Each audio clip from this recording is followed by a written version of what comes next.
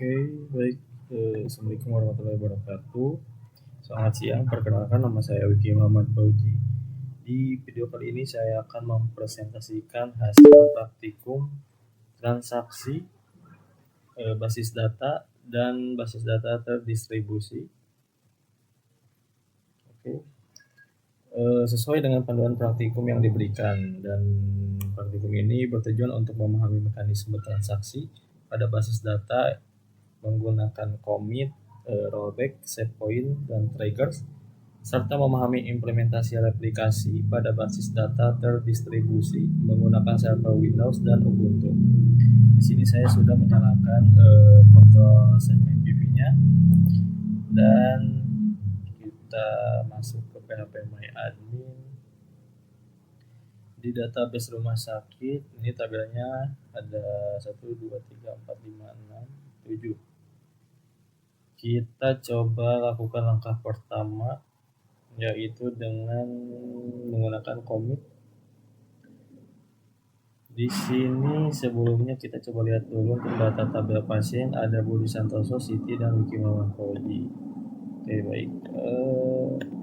Kita coba start transaksi, kemudian update pasien. Sini set nama pasiennya itu misal Budi aja, kan tadi sebelumnya Budi Santoso, kita coba Budi aja. Oke, untuk ID pasiennya kita yang diganti itu 1, dan coba commit sheet itu sebaran. Oke, sukses. Lihat ke tabel pasien. Nah, terlihat bahwa data pasien di sini berhasil berubah menjadi Budi. Tidak ada nama panjangnya. Kan sebelumnya Budi Santoso, sekarang berubah menjadi Budi aja. Dan perintah commit ini berfungsi untuk menyimpan perubahan data secara permanen ke dalam database. Kita lanjut menggunakan rollback sekarang. Start transaksi lagi, transaksi, kemudian update pasien, dan set nama pasien. Nama pasien itu namanya tes rollback. Kita coba ya. ID pasiennya itu 1, dan kita coba rollback sheet run. Oke, sukses. Kita coba lihat ke tabel pasien. Nah, terlihat bahwa perubahan data dibatalkan dan data kembali ke kondisi semula. Sebelumnya saya mengisi untuk update nama terbarunya yaitu menjadi tes rollback, cuman data itu dibatalkan dan data kembali ke kondisi semula yaitu yang bernama Budi. Dan perintah rollback ini digunakan untuk membatalkan transaksi yang belum disimpan secara permanen. Seperti itu. Kita lanjut menggunakan set point. Start transaksi lagi. Kemudian update pasien. Sini set nama pasiennya. Kita checkpoint lah, checkpoint 1 misal. Sini untuk ID pasiennya itu 1, kemudian set point titik 1 kita bikin lagi pasien, kemudian set nama pasien itu jadi cek point 2, ID pasiennya 1, rollback diarahinnya to titik 1. Oke, dan commit untuk menyimpan data. Sip. Coba kita run. Oke, sukses. Dan coba lihat ke data pasien. Nah, terlihat bahwa data kembali ke kondisi saat save point dibuat, yaitu checkpoint 1. Dan untuk save point ini digunakan membuat titik pemulihan di dalam transaksi sehingga tidak perlu membatalkan seluruh transaksi. Kita lanjut menggunakan trigger. Di sini kita coba lihat dulu. Kalau nggak salah saya sempat bikin, sudah ada harusnya triggers. Belum ada ya. Oke, kita coba create triggers, kemudian ini namanya insert. After insert on patient, kemudian for each row insert into log patient aktivitas. Kemudian values-nya itu tambahkan, kemudian pasien baru ditambahkan,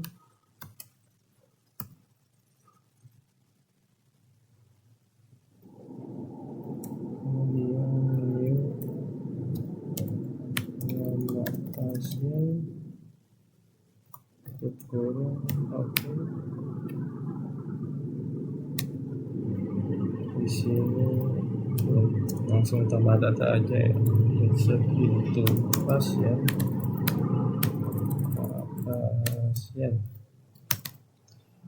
Di sini ada insert nama pasien, kemudian ada jenis kelamin, kemudian ada alamat dan nomor telepon.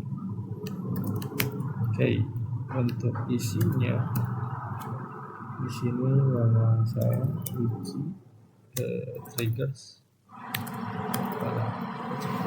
terus kemudian jenis kelaminnya laki-laki, kemudian alamat negara, misalnya Garut, dan nomor teleponnya 08123456. Sip, dan tutup kurung. Oke, kita coba run. Oke, sepertinya ada error di sini. Sebentar, kita coba lihat dulu. Oh, lupa di sini kita tulis values.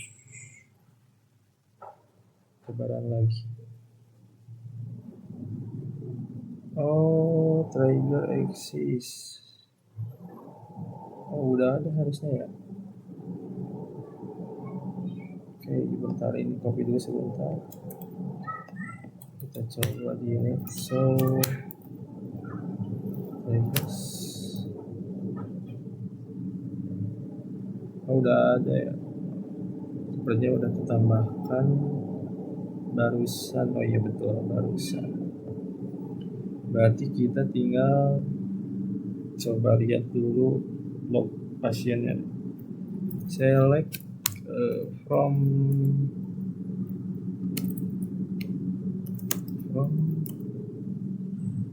log pasien.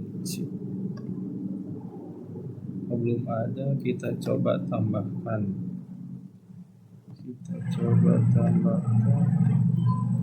Ini berarti sip. Oke, masuk. Kita coba lihat ke log pasien dan oke.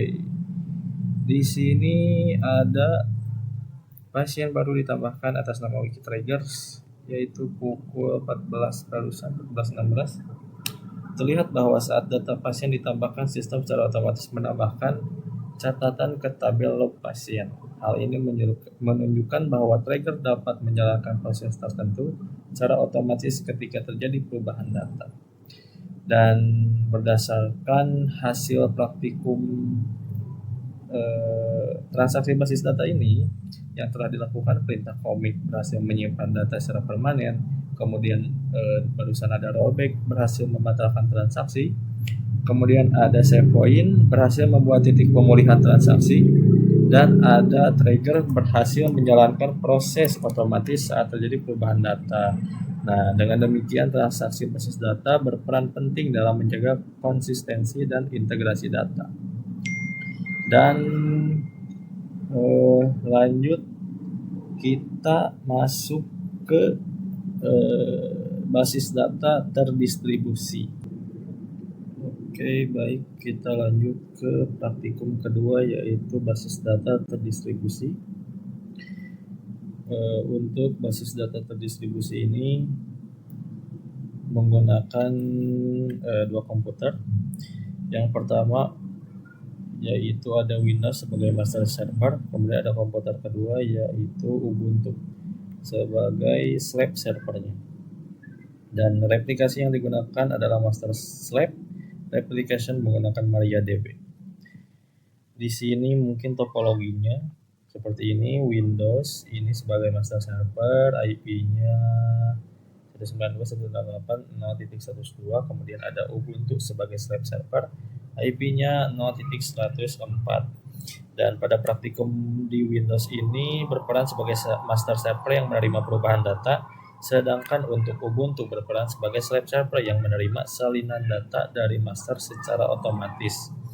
Kita coba untuk pengetesan mungkin ya. Di sini kita coba show variable like server ID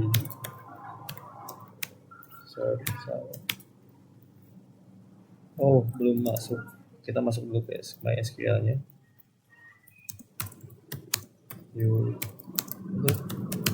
Oke.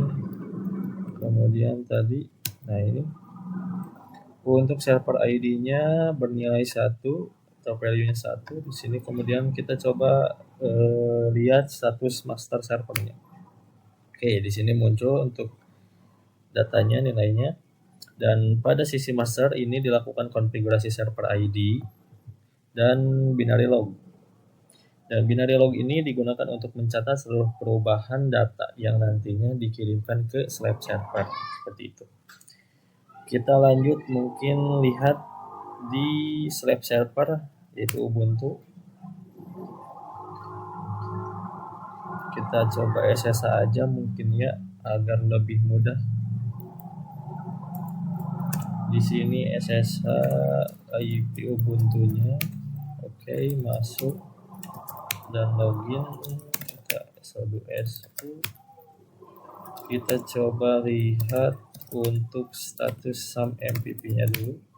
Oke, udah running. Di sini kita coba masuk ke MySQL-nya, yaitu lambin MySQL root. Oke, masuk. Di sini kita coba lihat server ID yang ada di Ubuntu ini. So variables like server ID. Oke, untuk slave server Ubuntu ini server ID-nya bernilai 2. Kemudian kita coba lihat statusnya. Status sip. Di sini untuk statusnya slave io-nya running, input outputnya, kemudian slave SQL-nya running, dan untuk errornya juga tidak ada, last error yaitu 0. Oke, pada sisi slave server ini dilakukan konfigurasi koneksi master, yaitu dengan menggunakan perintah change master to. Kemudian indikator keberhasilan replikasi dapat dilihat dari nilai slab io runningnya ini bernilai yes dan slab SQL runningnya bernilai yes, yang artinya koneksi ke master server itu berhasil. Mungkin kita langsung coba lakukan demonstrasi aja ya replikasinya. Ini PHP My Admin yang Windows Server atau master server maksudnya di Windows. Oke, di sini harusnya bisa akses PHP yang Ubuntu sih, PHP My Admin. Oke, bisa ya. Kita lihat tabelnya ada 7 sama harusnya. Oke. Kita coba replikasi dengan menambahkan data pasien mungkin ya. Kita coba tambahkan data pasien. Insert, kemudian into pasien, kemudian values-nya itu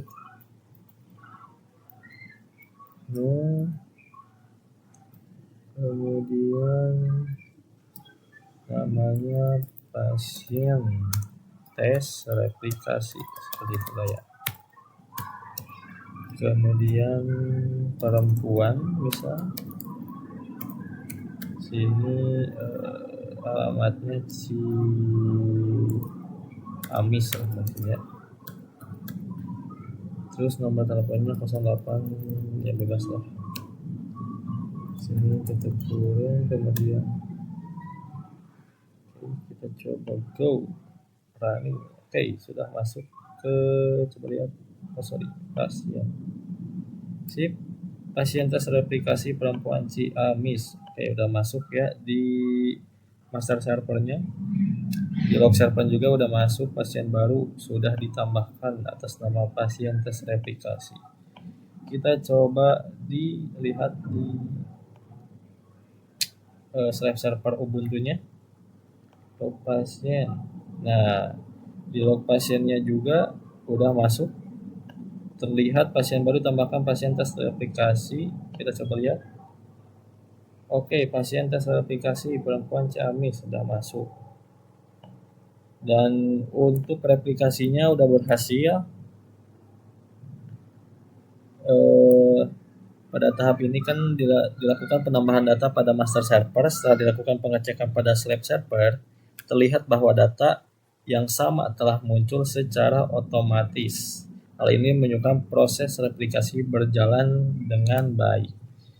Kita next coba demonstrasi trigger. Oke.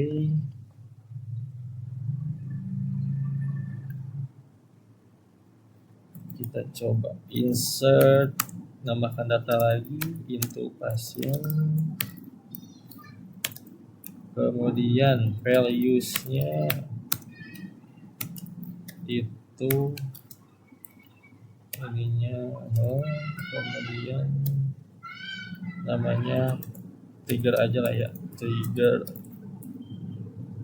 pengetesan.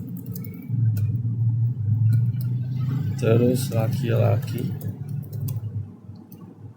terus Sumedang misal, nomor teleponnya inilah ya, kurung. Nah, oke. Coba running. Sip, udah masuk. Lihat di pasien dan masuk trigger pengetesan laki-laki Sumedang. Kita coba masuk ke slab server Ubuntu. Di sini kita coba lihat via komen aja lah ya, via SQL ini. Slab from log pasien misal. Go. Running. Oke. Ayo di log 4 pasien baru ditambahkan yaitu trigger pengetesan.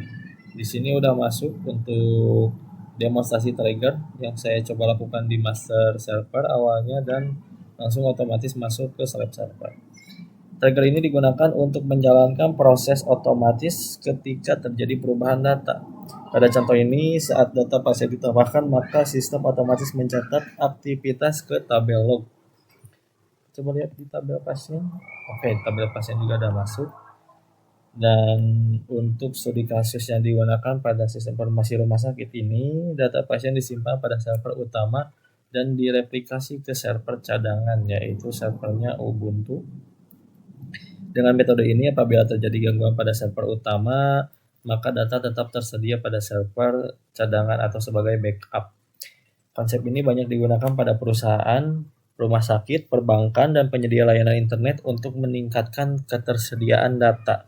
Ini penting karena ada poin rubriknya, dan untuk kesimpulan di dalam praktikum kedua basis data terdistribusi ini berdasarkan hasil praktikum yang telah dilakukan, yaitu replikasi basis data antar komputer, Windows sebagai master dan Ubuntu sebagai slave server. Berhasil dikonfigurasi dan berjalan dengan baik. Perubahan data yang dilakukan pada server master dapat direplikasi secara otomatis ke server slave sehingga konsistensi data antar server dapat terjaga. Dan berdasarkan seluruh praktikum yang telah dilakukan, yaitu yang pertama praktikum transaksi dan yang kedua basis data terdistribusi, dapat disimpulkan bahwa praktikum ini memiliki peran penting dalam menjaga konsistensi, integrasi, dan ketersediaan data. Melalui praktikum ini saya memperoleh pemahaman mengenai penggunaan commit dan rollback, terus ada save point dan trigger, serta implementasi replikasi basis data antara server Windows dan Ubuntu. Demikian presentasi yang dapat saya sampaikan. Terima kasih atas perhatiannya. Wassalamualaikum warahmatullahi wabarakatuh.